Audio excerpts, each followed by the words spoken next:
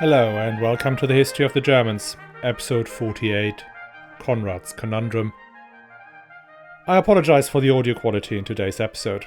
I've got an ear infection in my right ear, making my delivery even more lopsided than normal. I guess good old Bernard of Clairvaux had cursed me for all the unpleasant things I've said about him. Anyway, in today's episode, we examine King Conrad's options to establish his authority from a weak starting point. By a more than unexpected set of circumstances, he suddenly finds himself at the head of one of the largest armies a German ruler has fielded in a long time, if ever. Before we start, just a reminder, the History of the Germans podcast is advertising free, thanks to the generous support from patrons. And you can become a patron too, and enjoy exclusive bonus episodes and other privileges from the price of a latte per month. All you have to do is sign up at patreon.com/historyofthegermans or on my website, historyofthegermans.com. You'll find all the links in the show notes. And thanks a lot to Carla, Amy and Rich who've already signed up. Last week, we ended with Conrad achieving a somewhat precarious peace with one of his main opponents, the Duke of Saxony, Henry the Lion. He had been unable to unseat the Welfs as Dukes of Saxony after 4 years of war, and now must accept their almost independent rule in this, the largest of the stem duchies. Conrad did, however, gain something. Henry the Lion, or more accurately his mother as his guardian, renounced the claim on the Duchy of Bavaria. And then, that same mother of Henry's marries the current Duke of Bavaria, another Henry, Jasomir Gott, to seal the peace.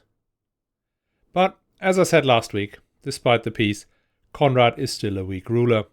His personal possessions are modest compared to many of his great nobles, not just Henry the Lion, but also Henry Jasomir Gott, the Markgraf of Austria and Duke of Bavaria, Konrad of Zähringen, and even his own brother, Duke Frederick of Swabia.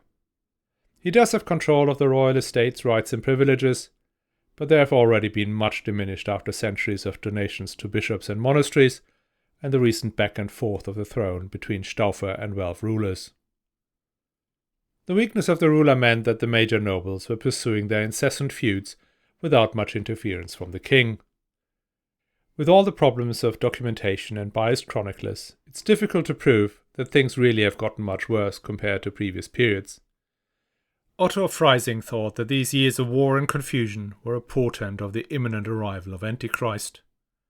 And indeed, the listing of the ongoing feuds just during the 1140s makes for some grim reading. If we go clockwise round the realm, starting in Lotharingia, we have the prolonged feud between our friend Albero, Archbishop of Trier, and the Count of Namur over the rich abbey of St. Maximin. This went on for years and years, creating horrible bloodshed. And that even though Albero was one of Conrad's closest advisors, but neither would he heed calls for peace from his secular overlord, nor did he even bow to the decisions by his spiritual overlord, the Pope. Going round to the northwest, we have the Counts of Limburg and the Counts of Löwen fighting over the by now entirely ceremonial title of Duke of Lower Lotharingia. Clockwise further to the east, there was a feud between the Archbishops of Hamburg-Bremen and the Duke of Saxony over the rich inheritance of the Counts of Stade.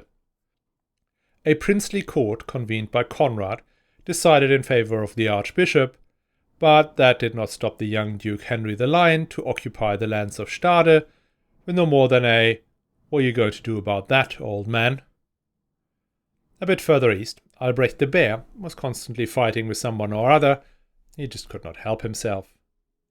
Moving south from Saxony, we have Bavaria, where a brutal feud between the Bishop of Regensburg and the Duke Henry Jasomir Gott raged for almost a decade. Despite the horror and destruction this caused, nobody really bothered to write down what they were actually fighting over. The lands around Regensburg were utterly destroyed, and as the chronicler said, not even a single church remained standing. Another parallel feud in Bavaria was between the Duke Henry Jasomir Gott and Welf VI, the uncle of Henry the Lion. Welf VI had been defeated at Weinsberg, but he was still going. He now makes the case that after his nephew Henry the Lion had given up his claim on Bavaria, the duchy should now by right be his. What makes this feud particularly challenging for Conrad was that Welf VI had support from a most unexpected corner. Conrad's nephew, Frederick, son of the current Duke of Swabia, had joined him in his feud. This young man had already gained a formidable reputation for military prowess when he had captured the Count of Dachau during a battle in the Regensburg feud. Frederick, who you will hear an awful lot more about as we go along, was in a unique position. On his father's side, he was a nephew of King Conrad III, but his mother was Judith, daughter of Henry the Black, sister of Henry the Proud, and aunt of Henry the Lion. She was a Welf through and through, which made young Frederick a nephew of Welf VI and a cousin of Henry the Lion, Conrad's most implacable adversaries. Frederick joined his maternal uncle Welf VI in his fight against the Duke of Bavaria, and by extension against his paternal uncle Conrad III. This alliance between a major Hohenstaufen prince and a Welf had caused 19th century historians serious headaches. The neat storyline had always been that Hohenstaufen and Welf have been fighting tooth and nail over the imperial throne for a century, breaking Germany into 1,000 pieces in the process. A Guelph is a Guelph and a Ghibelline is a Ghibelline. Reality, it turns out, was a lot more complex than that. We tend to reflexively regard the male line as the dominant driver of family allegiances in the Middle Ages.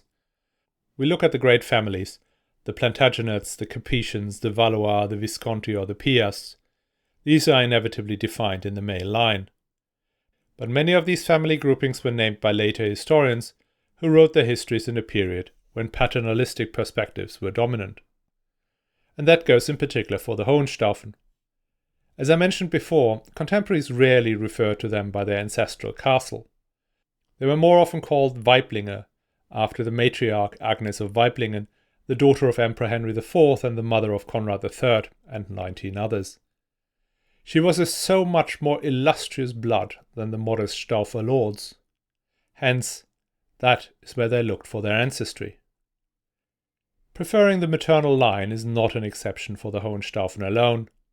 We go back further, the first of the Salian rulers mostly refer to their descendants from Gertrude, the wife of Conrad II and the mother of Henry III, who could trace her lineage to Charlemagne, rather than their descent from the more nouveau riche Ottonians. Hence, when it came to family loyalties, young Frederick is likely to have put as much weight on his ties to the incredibly ancient Welf family than to his relationship with his uncle the king.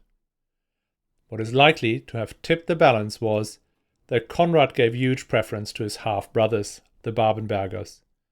They were given the greatest honours, the Duchy of Bavaria, the County of Palatinate on the Rhine, and a set of bishoprics. The Babenberger influence also affected foreign policy towards Poland and Hungary, with sometimes negative implications for the authority of the crown. The king's nephew, young Frederick, was not singled out for any preferential treatment. I guess you have by now figured out who this Frederick is. Let me give you a clue. He's ginger, and he has a luxurious beard. Yes, he is the man who would become known as Frederick Barbarossa, the best-known figure of the German Middle Ages. For now, what we need to know is that in this frail kingdom of Conrad III, not even his nephew Barbarossa is wholeheartedly on the king's side. To complete the rundown of feuds, Barbarossa manages to create his own fight with the Duke Konrad of Zähringen. The Zähringer, nominal duke of what is today Baden and German-speaking Switzerland, had been staunch supporters of King Conrad, up till now. Barbarossa manages to break that alliance, as he attacked them and even took their castle of Zähringen. The ruins still stand above the city of Freiburg. Not that Conrad had enough trouble already. And then, the empire is not just Germany, but there's also Burgundy and the Kingdom of Italy. In Burgundy, the word of Conrad counted for even less. He had appointed the lords of the mighty castle and tourist trap extraordinaire of Le Beau to be counts of Provence. The counts of Barcelona disagreed with the king of the Romans and, well, they won. The counts of Le Beau were beaten, and Provence drifted even further out of the empire. In Italy, war was virtually permanent. The emerging city-states were constantly at each other's throat. Pisa versus Lucca, Florence versus Siena, Verona versus Padua, Vicenza versus Treviso, Milan versus Cremona, everyone against Little Crema, and then greater campaigns in various alliances and iterations. What made them so persistent was down to the use of mercenaries. Mercenaries have the unpleasant habit of devastating the countryside when not gainfully employed.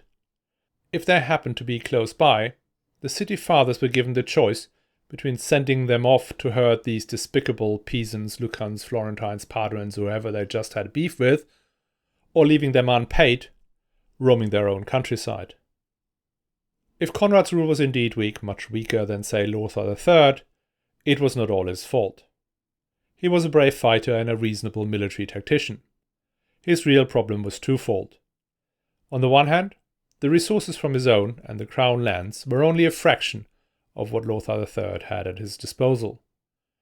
That reduced his ability to subdue any opposition by force. On the other hand, he struggled to project much soft power. His authority had begun to suffer, as he had not yet achieved an imperial coronation or any equivalent increase in status. Conrad did work hard on the resource issue. He aggressively expanded the royal domain that had seen many properties dissipating into the hands of the princes. He re-established the imperial chancellery, that had gone into disuse under Lothar III. The chancellors would review the ancient charters to chase up royal rights and privileges that had fallen into disuse. And thanks to a lucky inheritance, he added an area in northern Bavaria, on the border to Bohemia, into the family fortune. And finally, Conrad supported the growth of cities, most prominently Nuremberg, which became his favorite residence. Cities often accepted financial obligations in exchange for trading privileges, the right to build bridges, establishing a mint, or others. In the long run, the city's contributions would become a key source of funds for the royal purse. Conrad also tried to expand his clout through a proactive marriage policy. An advantage of having 20 siblings by the same mother meant Conrad could spread his family wide. One sister to the Duke of Poland, one to the King of Hungary, and another to the Duke of Upper Lothringia.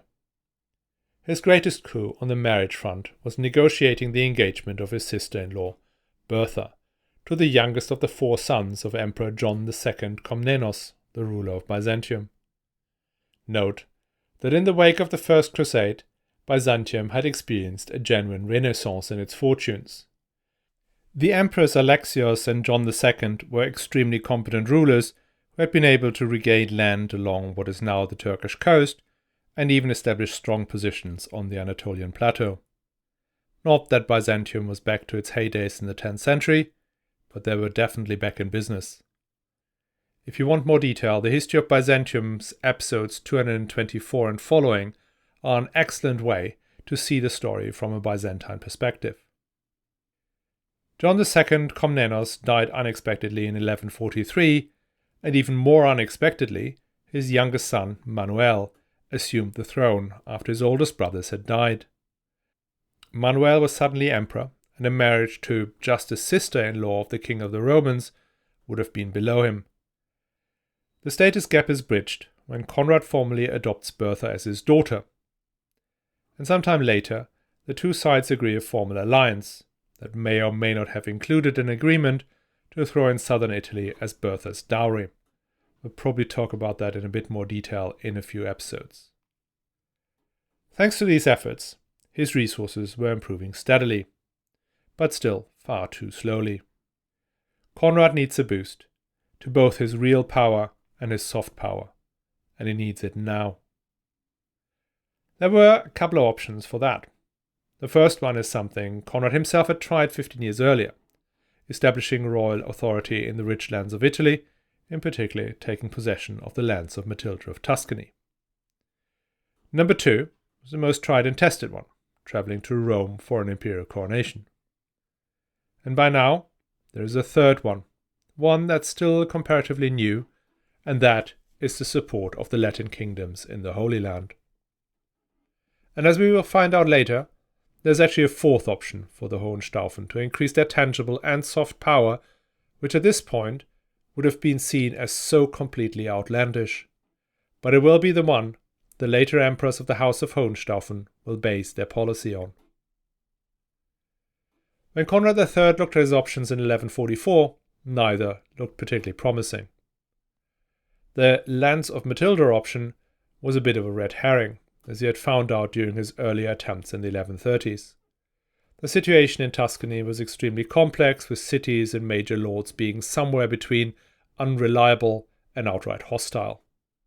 In reality, the hope for benefits of ownership did not justify the expenditure to establish a regime in Tuscany.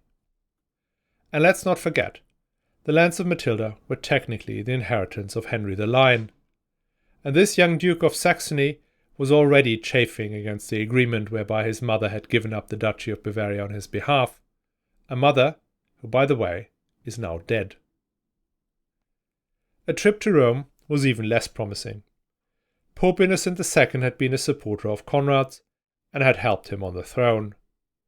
But by 1144 he was no longer that useful, in part because he was dead, but more importantly because he managed to have himself beaten and captured by Roger of Sicily almost immediately after his ultimate entrance into Rome. In the subsequent peace treaty, Innocent II had recognized all of Roger's royal titles and gave up his claims to Capua. That meant Roger's territory stretched now all the way to the Roman Campania. And on top of that, the citizens of Rome had finally chucked out Innocent II's successor, Pope Lucius II, and created their own commune, led by a newly established senate.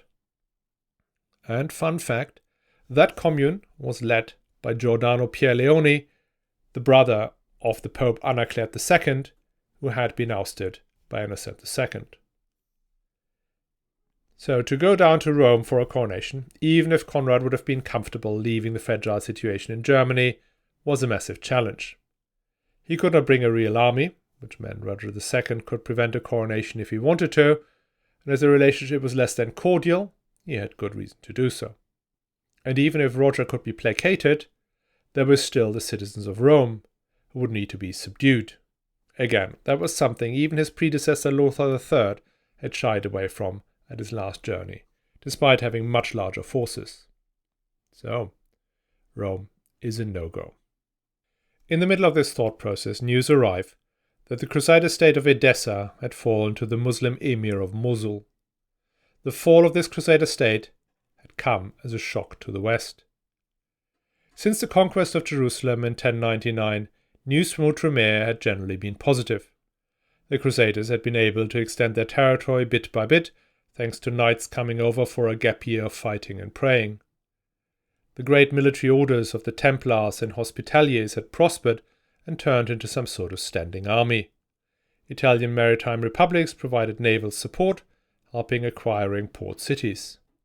The situation was seen as stable, and so most crusading efforts were now directed to the Spanish Reconquista. But the situation on the ground was somewhat different. There were 4 crusader states stretching along the coast of the Levant. The Kingdom of Jerusalem occupied roughly what is today Israel. The county of Tripoli stretched out north from there, roughly where Lebanon and the coast of Syria are today. Further north was the Principality of Antioch in what is today southern Turkey, and then even further now northeast away from the coast lies the county of Edessa, in what is now today the border area between Turkey and Syria, close to the famous city of Aleppo. These 2 outposts, Edessa and Antioch, were a long way from Jerusalem. Moreover, they were not only contested by the Muslims, but also by the Byzantines. Both Antioch and Edessa had been part of the Byzantine Empire before the Battle of Manzikert in 1072. When the First Crusade travelled through Constantinople, the Crusaders had sworn to return all conquest inside the pre-Manzikert borders back to the Vasilev. Well, that never happened. Instead, Antioch and Edessa became lordships of Norman rulers, another set of Hautevilles, close relatives of Roger II of Sicily. This geographical and political fragility meant the fall of Edessa had always been a highly probable event. It could maybe have been avoided if the prince had become a vassal of the Byzantine emperor, as was promised just a few years earlier. But he did not. In 1144, Edessa stood pretty much alone. When the Count and his army were out fighting elsewhere, the Emir of Mosul, Zengi, attacked. He entered the city after a very brief siege. Relief from Jerusalem and the returning count arrived too late. Zengi had taken full control, and all the Latin Christians in the city had been massacred. The count recaptured the city briefly the following year after Zengi had died at home. But Zengi's son, Nur-ed-Din, returned, broke through the walls, and then razed the city to the ground. According to the Christian chroniclers, Nur-ed-Din killed the remaining Greek and Armenian male Christians and sold the women and children into slavery. Muslim sources say that the victors were magnanimous and left the population unharmed. Whoever was right, Edessa, one of the jewels of the Byzantine Empire, site of the grave of the Apostle Thomas, and home of the very first Greek icon, the Mandelion, never recovered. In the aftermath, the Crusader states were in shock. It became clear that the drip of new fighters was not enough to regain Edessa and to secure the whole of Outremer. The Queen of Jerusalem, Melisande, sent envoys to Pope Eugenius III, successor to the luckless Lucius II, begging for help. Help not just in form of a few knights, but help on the scale of the First Crusade. We are now so used to numbering crusades that we forget that nobody in 1144 thought that another crusade would ever be needed. We captured Jerusalem, and that was that. But after the fall of Edessa, the understanding sinks in that Jerusalem is inherently fragile and that a cycle of crusades will ultimately be necessary. Pope Eugenius was keen to help, if alone to increase his own standing. Like Urban II in 1095, he was not in control of the city of Rome, and he needed a boost. But the question was, who should he ask to go? Roderick II of Sicily would be the natural candidate. The Norman king had an army, and by now also a navy. He had experience and a great track record in fighting the Muslims, first in Sicily and by now in North Africa. And the Prince of Antioch was his cousin. But as far as the Pope was concerned, Roger was a most unreliable customer. The Sicilian was not even willing to get the Pope installed in Rome. And the last thing the papacy wanted was for the Normans to take control of the Crusaders, making them the masters of the Mediterranean, eclipsing the Byzantines. The Spanish kingdoms were next on the list, but the Reconquista had recently begun to stall. The previous rulers of Muslim Spain and Morocco had just been replaced by a much fiercer and militarily more capable dynasty, the Almohads. So they had their hands full. That brings you to the long-term ally of the main Crusader states, King Louis VII of France. Now for our British listeners, Louis VII is the husband of Eleanor of Aquitaine. He is the man she will ultimately leave because of his unnatural proclivity to pray non-stop, and instead marry King Henry II of England, creating the Angevin Empire and the two sets of 100 Years' War. Going on crusade, therefore, was right up Louis VII's street. But his subjects were a lot less enthusiastic. At the first attempt to drum up some crusader spirit, only a handful of bishops indicated willingness to go. And it is in this situation that the true leader of Europe in this period enters the stage. Our old friend, Bernard of Clairvaux, silver-tongued preacher and allegorical bride of Christ. As I said before, I find it very difficult to get my head around the level of influence this man had at the time. But the facts speak for themselves. When Louis VII, most pious king, could not make a single one of his great vassals to sign up, Saint Bernard brought them all on board. He preached at a meeting in Vézelay in March 1146 that ended with all the men crying out, "Give us crosses! Give us crosses!" Quickly all the material to sew on crosses had been exhausted, and Saint Bernard threw off his outer garments to be turned into even more crosses. Bernard wrote back to Pope Eugenius III, "You ordered, I obeyed. I opened my mouth, I spoke, and at once the Crusaders have multiplied to infinity. Villages and towns are now deserted.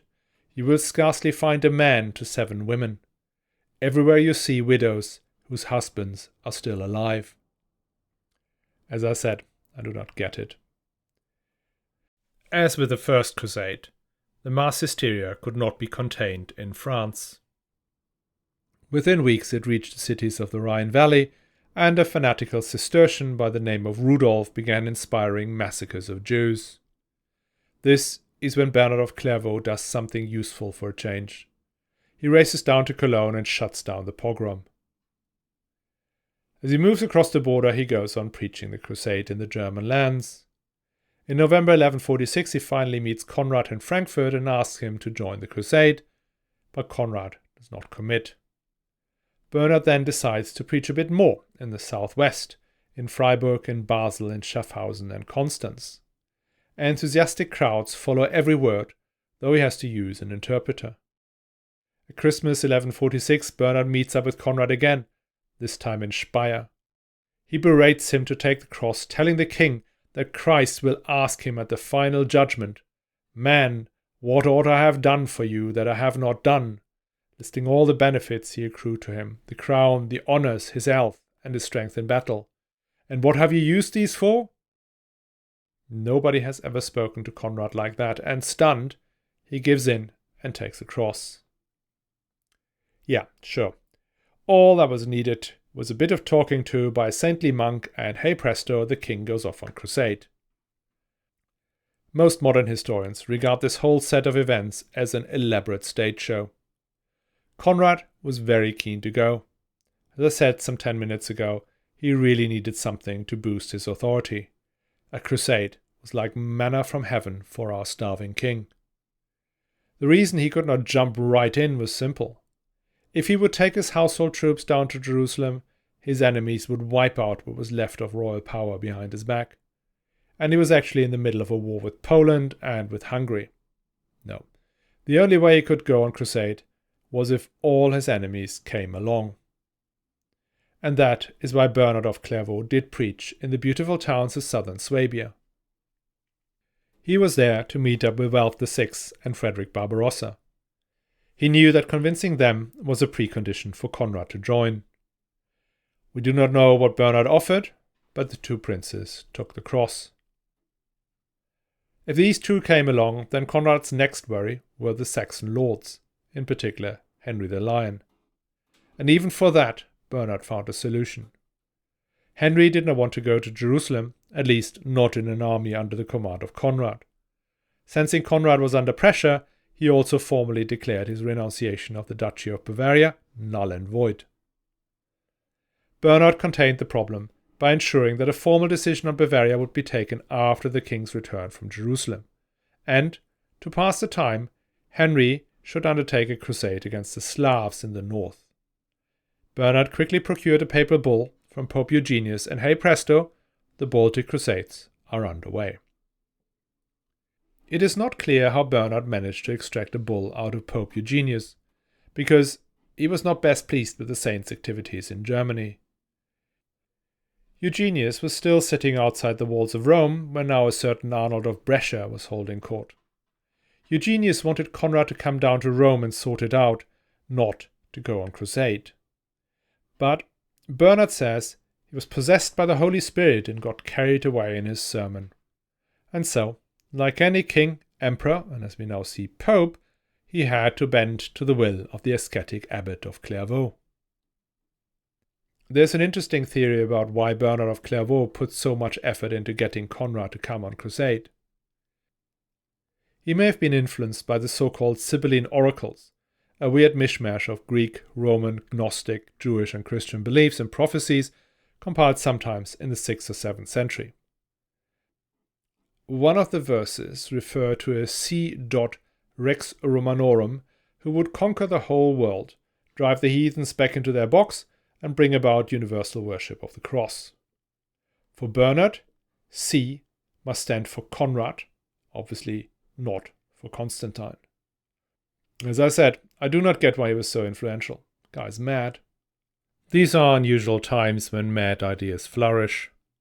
Our otherwise sober chronicler Otto of Freising thinks the whole crusade is unnecessary, as Prester John, a Christian ruler in India and Persia, was already on his way to relieve the Holy Land. Otto is the first to ever mention Prester John. Where he got his information from is unclear. One can only assume he had done his own research. Despite his half-brother's objections, in May 1147, Conrad, the weakest king of the Romans to date, goes off on his great campaign that is supposed to bring him glory and finally control over his realm. He leads one of the largest armies the medieval empire has ever fielded. Stephen Runciman estimates it to be 20,000 men, though it could have easily been triple that, adding all the civilian hangers-on. Contemporary chroniclers talk about a mind-boggling number of 900,000. Many of his great magnates are with him, most prominently Ralph VI, young Frederick Barbarossa, after his father's death now Duke of Swabia, Henry Jasomirgott, the Duke of Bavaria, the Duke of Bohemia, and even a Duke of Poland. Many a bishop is with him, including now his half-brother Otto of Freising. The route they envisaged led through Hungary down to Constantinople. From there, Conrad plans to cross the Anatolian plateau and get down into the Levant via the Cilician Gates. They set off 3 weeks before King Louis VII of France, hoping to cover themselves in glory before the other crusaders arrive. Next week, we will see how Conrad and his mighty army will fare as they retrace the steps of the First Crusade. I hope you will join us. And in the meantime, should you feel like supporting the show and get hold of these bonus episodes, sign up on Patreon. The links are in the show notes or on my website at historyofthegermans.com.